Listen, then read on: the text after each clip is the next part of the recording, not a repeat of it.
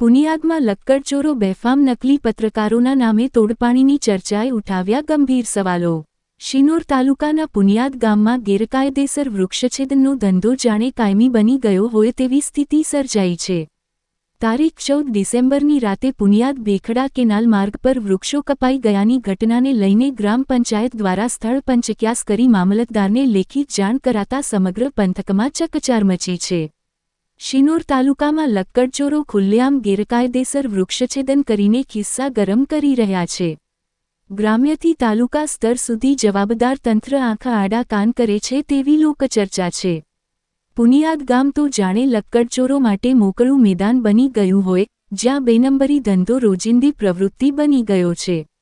થોડા સમય અગાઉ ગેરકાયદેસર વૃક્ષછેદન બદલ પંચાયત દ્વારા રૂ.5000નો દંડ વસૂલાયો હોવાની માહિતી વચ્ચે ફરી એકવાર 14 ડિસેમ્બરની રાતે પુનિયાદ ભેખડા કેનાલ માર્ગ પર દેશી બાવળના વૃક્ષો કપાતા ઝડપાયા।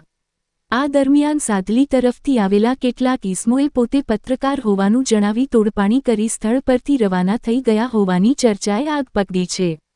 ઘટનાના બીજા દિવસે 15 ડિસેમ્બરે હરકતમાં આવેલા પંચાયત તંત્રએ સ્થળ પંચક્યાસ કરી મામલતદારને લેખિતમાં જાણ કરી કે 4 દેશી બાવળના વૃક્ષોનું ગેરકાયદેસર કટિંગ શાહિલ હુસેન અને તેના સાગરીતોએ કર્યું હોવાનું પ્રાથમિક રીતે સામે આવ્યું છે અને સંબંધિત કાયદા હેઠળ કડક કાર્યવાહી કરવાની ભલામણ કરી છે।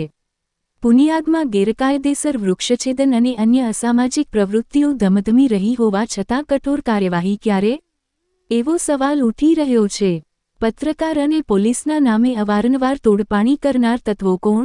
તેમને કોણનો આશ્રય? અને શિનોર પંથકમાં વધી રહેલી અસામાજિક પ્રવૃત્તિઓ પર તંત્ર હાથ ધરે કે હાથ પર હાથ ધરી બેઠું રહેશે? એવા તીખા પ્રશ્નો હવે તંત્ર સામે ઊભા થયા છે।